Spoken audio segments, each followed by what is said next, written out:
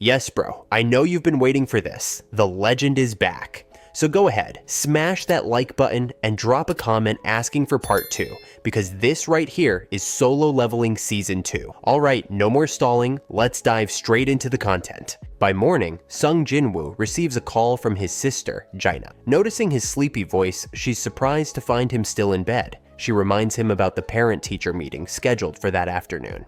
Startled by the reminder, Jin-Woo jumps out of bed, realizing he had completely forgotten about it. Without wasting time, he rushes to the school. When Jin-Woo arrives, Gina is stunned. She barely recognizes her brother. His new appearance is striking, stylish, and completely transformed. She can't help but marvel at how much he has changed. Meanwhile, a group of nearby girls can't take their eyes off, clearly impressed. The man's got it all going on. Seeing the attention he's getting, Gina jokingly suggests introducing him to one of her friends, since he's still single. Jin-Woo responds by playfully pulling her cheek and telling her to hush. After their sibling banter, they head to the teacher's office. In the office, Jin-Woo meets with Gina's teacher, who provides glowing feedback about her. She describes Gina as an intelligent, polite, and exemplary student who sets a standard for her peers. The teacher expresses her pride in having Gina as a student. Additionally, she shares the exciting news that Gina performed exceptionally well in the mock exams,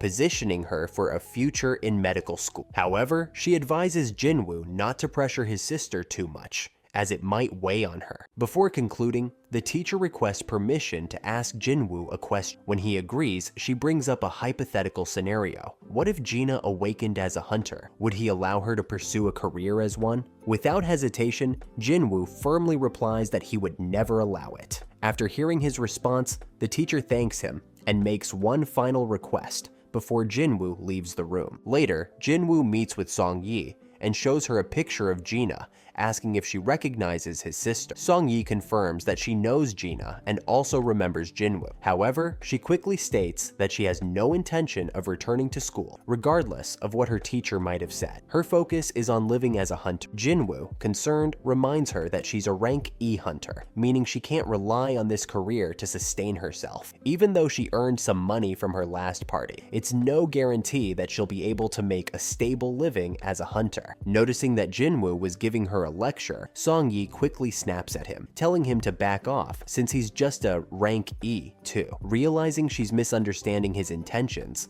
Jin-Woo clarifies that he's not trying to make her give up on her dream. Instead, he asks her to come along with him for a moment. Meanwhile, at the airport, Hwang is greeted by a member of the Hunter Association. The man casually asks how long Hwang plans to stay in the country. Hwang bluntly states that he doesn't intend to stay long. He's not a fan of the place. Sensing Hwang's hostility toward returning to the country he once left, the man asks if he's really there just to meet those two individuals from before. Brushing off the inquiry, Hwang silences him, making it clear that his intentions are crystal clear. His plan is simple: take out the rank E first, then go after the rank D. He then turns to the association member and asks if he intends to interfere. The man reassures Hwang that he's only there to do his job. Satisfied, Hwang smirks and continues on his way, already itching for a fight. Elsewhere, two guild leaders are locked in a heated discussion about the recently discovered winged monsters. Determined to get to the bottom of it, Go-Gun-hee orders an investigation into these creatures. Back with Jin-Woo, he brings Song-Yi, his sister's friend, to the gate and explains that he's there to put her through some training. The two are introduced to a young man named King Chul, a rank A tank who's leading the group. However, upon learning that he'll be dealing with a team consisting of mostly rank E hunters, King Chul can't help but feel let down. The organizers proceed to announce the ranks of all 10 members on the team. Jin-Woo notes that he initially expected Song-Yi to back out once she realized how brutal raids can be. However, given the team's setup, it's understandable that she feels more secure. Still, Jin-Woo reflects on how an overly easy raid could undermine his goal of giving her a good scare.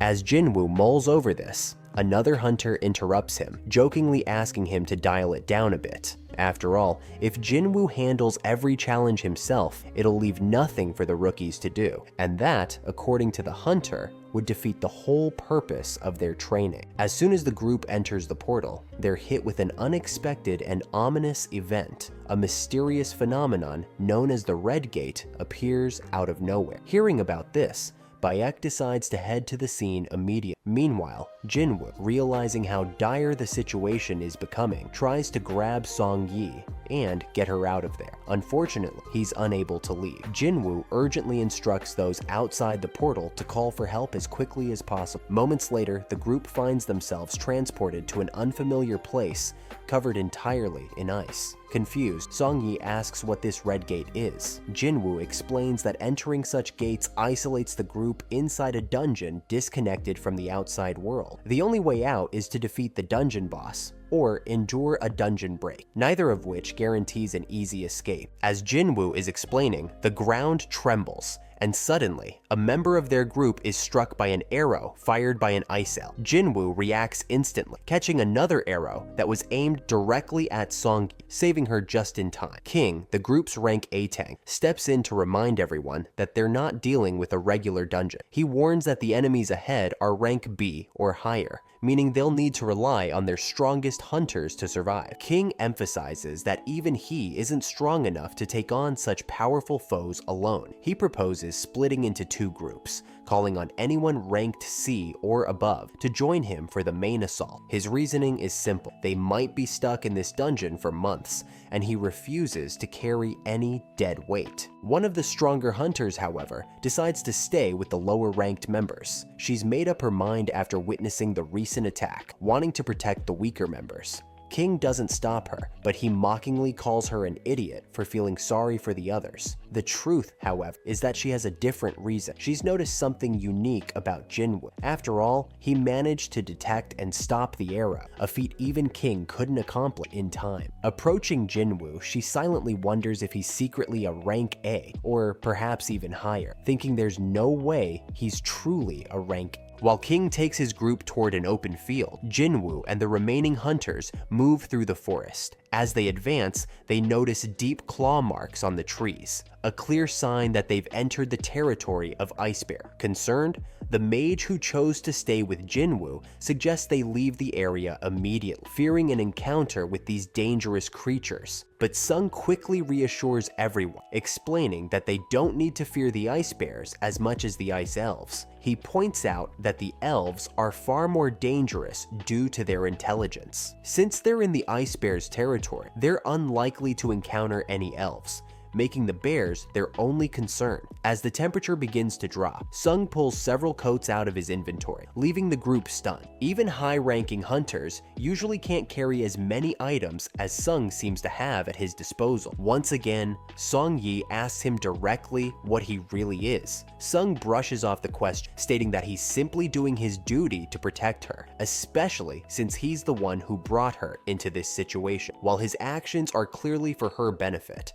Sung makes it clear to Song-Yi and the rest of the group not to ask him too many questions or make demands of him. In the middle of their conversation, they're interrupted by the sudden appearance of an ice bear. Sung immediately steps in front of everyone, telling them to stay calm. He quickly changes his title and prepares himself for the fight, handling the situation with complete composure. Meanwhile, outside the Red Gate, Baek is seen trying to find a way to access the dungeon, but ultimately gives up, realizing it's futile. He remarks that only a few rank A or B hunters might have a chance of surviving and making it back out alive, but their success depends entirely on King's performance. One of the hunters present then mentions that there's another highly capable hunter inside the Sung. Despite being officially classified as a rank E, it's clear that Sung has undergone a second awakening. Baek, shocked by this revelation, asks if it's been confirmed. The man admits that it hasn't been officially verified, but speaks with such confidence that it's as if he knows it for certain. While they're talking,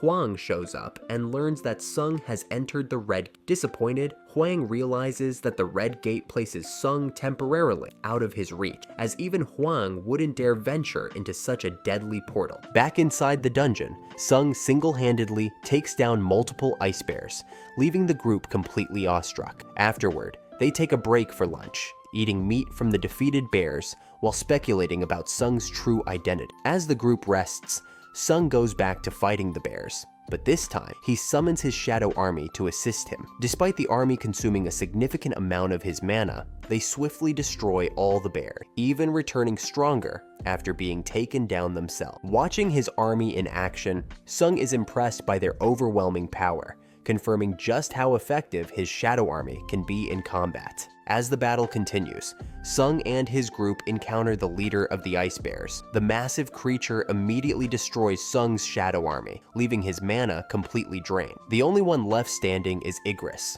Sung commands Igris to engage, and the knight obeys, clashing with the bear effortlessly. Igris delivers a series of precise strikes, slashing the bear's arms and even cutting into its leg, forcing it to kneel. Realizing it has no strength left and its end is near, the bear summons the last remnants of its power for a final attack. But before it can act, Igris strikes decisively, decapitating the creature and throwing its severed head at Sung's feet. Witnessing Igris's raw strength and skill with a sword, Sung can't help but be grateful that Igris hadn't fought at full strength when they faced each other. He acknowledges that Igris might be as strong as, if not stronger than, himself. With the fight over, Igris kneels before his king in loyalty, and Sung praises him for a job well done. Meanwhile, King and his team are struggling against the Ice Elves. One by one, his teammates are taken down with ease,